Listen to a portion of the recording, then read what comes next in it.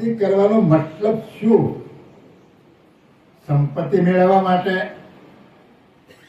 સુખ શાંતિ પ્રાપ્ત કરવા માટે, બાળકો માટે, ઉદ્યોગ ધંધા માટે? જો આ પ્રકારની ભક્તિ હોય તે પદાર્થની ભક્તિ. કઈ ભક્તિ છે? પદાર્થની ભક્તિ. અને એ પદાર્થની ભક્તિ કરવાથી આ શરીરમાં હું કોણ અને આ જગતનો સર્જનહાર કોણ એ જ્ઞાન એમાં પ્રાપ્ત ન થાય.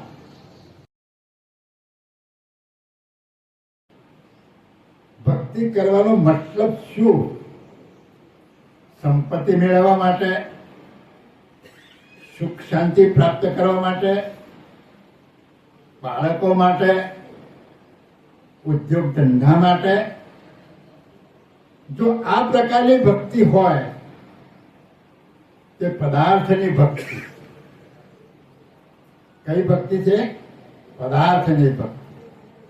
અને એ પદાર્થની ભક્તિ કરવાથી આ શરીરમાં હું કોણ અને આ જગતનો સર્જનહાર કોણ એ જ્ઞાન એમાં પ્રાપ્ત ન થાય.